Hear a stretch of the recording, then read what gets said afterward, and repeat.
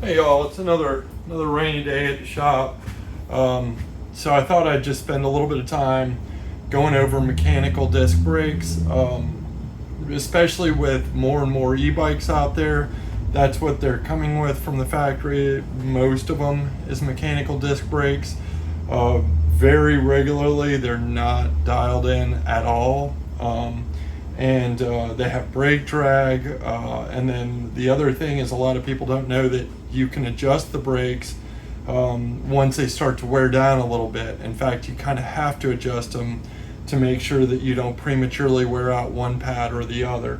So I'm just going to kind of go over a couple of quick things, show some different pad types, and show kind of how to adjust brakes as a whole.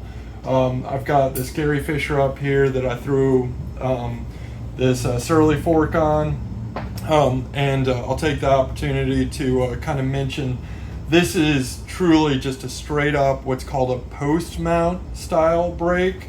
The post mount has the holes on the front of it versus on the side of it. I've got this is an IS style brake. We don't really have them that often in the US anymore, but as you can see, the fork itself is an IS mount fork.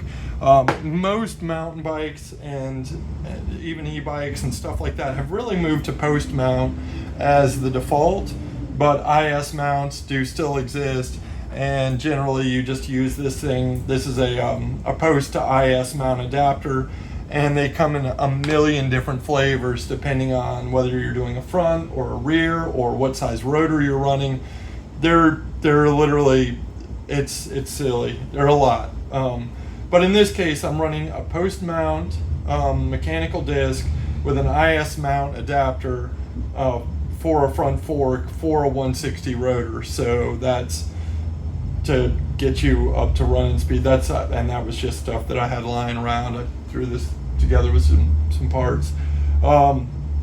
So what I'm going to show real quick is kind of, I guess, a 1,000-foot view of how to try to get the drag out of your disc brakes.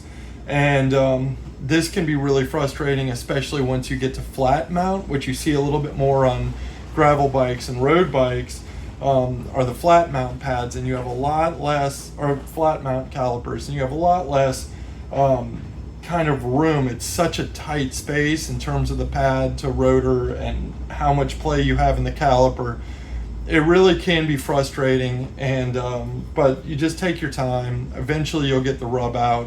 What I'm going to show you here is kind of the cheat mode that you can really get away with more on the post mount. I don't know why it works better on post mount and not flat mount, but generally speaking, the easiest way, and this one is rubbing, you can see it almost stops immediately. What you want to do is the two bolts that mount the caliper to either the frame or to the adapter. Don't mess with the adapter bolts. Those are locked in. We've torqued those to, I think, 5,000 newton meters or something like that. They are smoked in, so don't worry about those guys. These two guys, the one on the top and the one on the bottom, we're just going to loosen those guys a little bit and make sure that the caliper has some play, make sure that everything's good to go. And the first thing that I always try is I reach up to the brake lever, give that guy a squeeze, make sure the wheels is being held, and then I very slowly tighten both of them down, bringing both up kind of to torque at the same time, and just until it's snug. And then I'm going to let go. We're still doing it, but now both bolts are slightly snug, but they still have some play in them. So now I can look through the back of the pad and see where we're rubbing on the top and bottom, and then adjust the caliper on each side until we're not rubbing on either. And as you can see, the wheel just started spinning on its own as I get closer to having it away from rubbing. So I'm rubbing on the bottom just a hair, and I think I did touch it a little bit more. Even with this method, it can be frustrating. And the reason you don't want to torque down the two bolts or send one in without sending the other in is, of course, as this bolt, as you're turning it to tighten it, As soon as it starts to grab onto that, it's going to pull the top of that brake caliper in. So you also want to give it a little bit of pull on the caliper as you're tightening it, and really just kind of feel to make sure that it's not moving on you. And you want to work back and forth to draw both up to tension together. And I always keep the wheel moving just a little bit as I'm doing it. And the reason is that's a real telltale. If I see that thing suddenly start to drag a little bit, I know, whoa, it's starting to move on me. And I can stop, back off, and start over again. But at this point, I've got both of them drawn pretty much up to full tension. Then I'm going to go to a T-handle, use my torque wrench in my wrist, and bring those guys right up to about, I don't know, till they're done moving. Eight-ish? I'll call it 8. All right. So that's how you kind of get the drag out of a brake that has some drag. Assuming this is a relatively new brake, pads are in good shape, that's pretty much the best way to make sure that you don't have any drag in your system. I'm going to kind of show you the different types of brakes and how to make some adjustments as these pads wear down. A lot of folks want to reach for this barrel adjuster right here and just start backing that thing out until they got brake. The problem is that's not how you address brake problems on probably 80% of consumer bike brakes. These are all single pull brake levers, so only this side of the brake mechanism is actually moving on these brakes. And I'm going to kind of show you a little bit closer on these other ones. So if you don't have any brake and you reach down to this barrel adjuster or even the one up here, it's really not going to do you any good. It's truly not going to do anything. In fact, that's where you can start getting into more harm than good. If you'll give me a second, because I don't have any, I'm by myself. I'm going to pan the camera down and we're kind of going to go over some of the parts and bobs and whatnots. Hold on one second.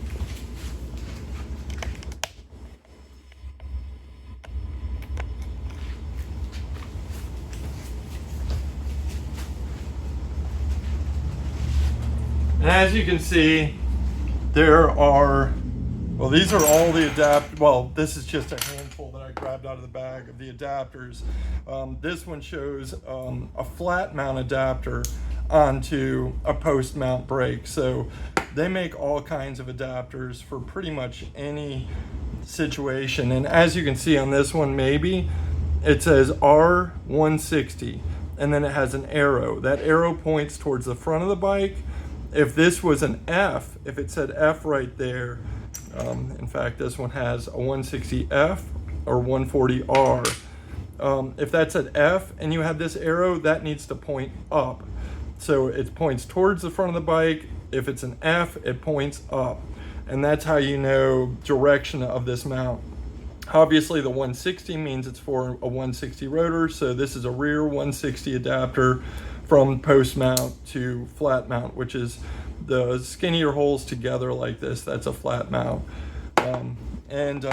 Again, these are all just sort of all of these are single pull brakes, so I'm not throwing anything weird at you.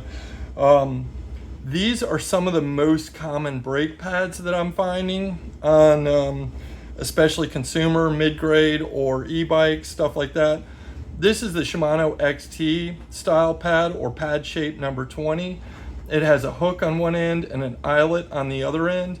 This is the SRAM Avid brake, which is a circular brake, and it has this little like popsicle handle with little divots on it.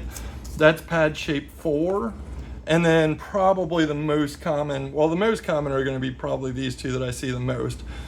This is a Shimano, it's a Dior style. It's an MO5 or KO5 or BO5, whatever Shimano, whatever letter they're on this week, it's going to be one of those. But it's pad shape 22.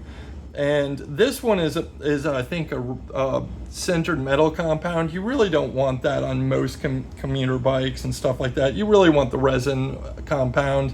It'll be quieter. The metal compound will stop better, but it'll scream at you. But either way, it's pad shape number 22. And then these, again, all of these are single pull. And what I was saying before is, in fact, I'll flip it over. So this is the part that would mount to the bike. If I pull it, you see that only the outboard pad is moving. This is the fixed pad, and this is the moving pad right here. So that's why when I said if you just dial the barrel adjuster, all you're doing is pulling more tension on that outboard pad. And depending on where your internal pad is, you'll get to the point where you're using that outboard pad to literally push the rotor into the caliper body itself. Because as that fixed pad wears down, there's no pad to protect the caliper body. So that's why I say, when folks are trying to fix it themselves, they just try to dial, barrel adjuster, because that's what we did in the olden days with V brakes and Canties, is you just dialed that and you got more brakes. Well, on this, the difference is you can adjust this fixed pad, and it is the same on all of these different brands. They just have a kind of a different look to them. This one actually is kind of cool because you don't need anything. It's got a dial built into it. But all of these are going to be M5s, and or 5mm, excuse me, a 5mm adjustment. So you can see right there, I'm dialing that inner pad in, and I mean it's all the way closed and pressing against the other one. So you can really adjust once you start to feel like you're losing brake. That's the pad you dial in. Is you just reach this through the spokes of the wheel from the inside. So a long 5mm is really helpful to reach that thing, and you can just dial that pad in and kind of pull your lever as you go. Now, as you see on this one right here is another little Allen grub screw, and what that is it's to lock down that piston or screw, or whatever you want to call that, to keep it from sliding. So just make sure before you go adjusting this guy to make sure that you've loosened the grub screw that retains right there. And again, just about all of these are going to have different locations for the grub screw. These won't, because they're kind of cool. They don't have any of that stuff. So just be aware of that grub screw before you go turning this, because otherwise you'll obliterate the threads. When it does get time for servicing the pads on these, some of these other guys are a little bit more challenging. This one, it's just held in by a cotter pin. Others have these different, see, there's the cotter pin. Some have these threaded pins that go through here and screw into the caliper. Usually take like a 2mm Allen, thereabouts. All of these. Some of them take a flathead. Thanks, Shimano. And then some also have a little tiny retainer clip on them. I don't know if you can even see that. So don't worry about that guy, because you're gonna shoot him onto the floor and never find him again anyways. So you just use the needle nose, bend your cotter pin out, squeeze the brakes together a little bit, and then you just literally push them out from the top. And that's really all there is to it. I mean, these pads are actually in great shape. But so when you're reinstalling them, it'll come with this little spring doodad in the box. It's right there. Just put it in there, sandwich it together, and slide them right back up from the bottom. Make sure your holes are lined up, and then come on now. There we go. Heard it click in there. And then you can throw your cotter pin back in. That helps keep everybody aligned, and it keeps your pads from falling out as you're riding. And literally just have to bend the end over just a little bit to make sure that doesn't fall out. So that's what a brake swap looks like. And you can do this by just dropping the wheel out of the bike. You don't have to dismount this and take it all apart. You can literally just take the wheel out of the bike and do all of this while it's on the bike. So that's kind of like the 1,000 foot view of mechanical disc brakes. And as you see, it really doesn't take any special tools. Needle nose pliers if you have a cotter pin, a 5mm Allen to adjust the backside, And in fact, 5mm Allen was the same thing I used to adjust the brakes on the bike.